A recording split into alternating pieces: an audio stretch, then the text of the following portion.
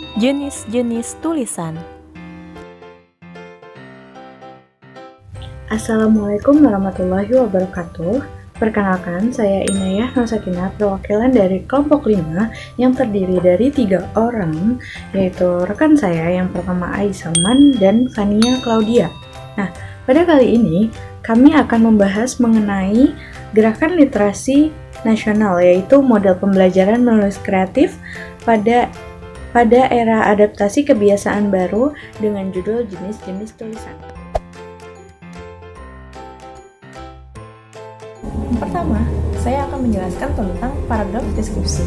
Paragraf deskripsi adalah paragraf yang menggambarkan objek sedemikian rupa sehingga pembaca seolah-olah melihat sendiri objek yang digambarkan.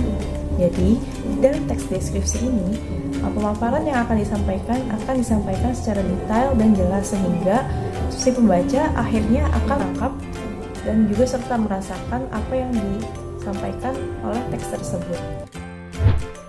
Yang kedua adalah eksposisi. Kalian ingat nggak kalau kata expose itu apa?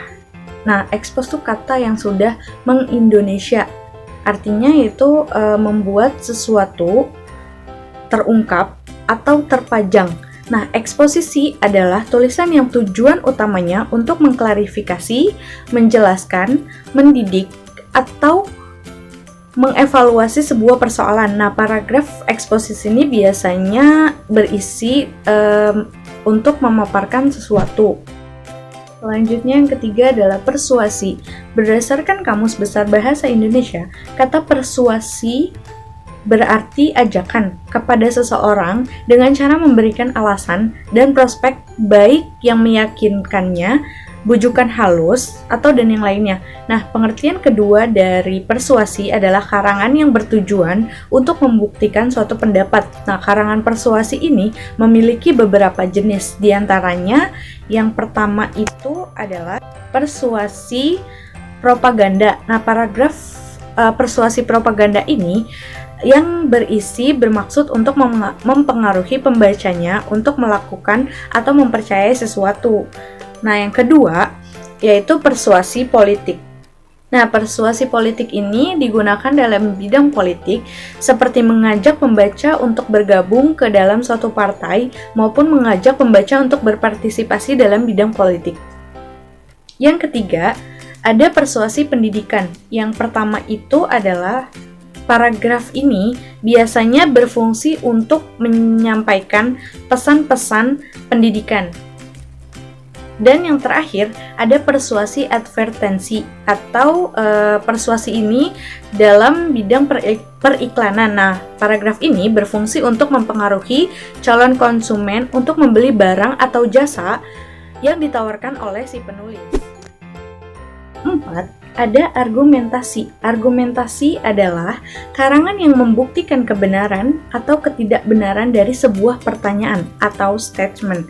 Nah, teks argumen secara tradisional terbagi atas 2 kategori, yaitu induktif dan deduktif. Paragraf argumentasi meyakinkan pihak lainnya. Contohnya itu ialah pembangunan Indonesia adalah tanggung jawab seluruh bangsa, bukan hanya pemerintah. Nah, tanpa bantuan masyarakat, pembangunan akan pincang dan tersendat-sendat. Oleh karena itu, partisipasi masyarakat dalam pembangunan sangatlah penting. Nah, 2 hal ini adalah menjadi statement yang membuktikan kebenaran atau ketidakbenarannya. Yang kelima atau yang terakhir adalah narasi. Nah, narasi berasal dari kata to narrate, yaitu bercerita. Cerita adalah rangkaian peristiwa atau kejadian secara kronologis, baik fakta maupun rekaan atau fiksi. Nah, walau demikian, narasi itu dapat saja dimulai dari peristiwa di tengah atau yang paling belakang.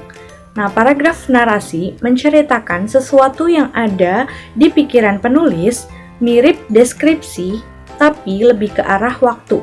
Contohnya itu kayak di masa lalu, Nusantara adalah negeri yang jaya dan makmur, ada kerajaan-kerajaan besar di wilayah Nusantara, Sriwijaya dan Majapahit. Sekian dulu ya video mengenai penjelasan tentang jenis-jenis tulisan. Jika dirasa masih ada yang kurang, boleh banget nih untuk search melalui Mbah Google. Hehe. Saya Inena Sakinah bersama rekan saya Ai Salman dan Fania Claudia undur diri. Terima kasih.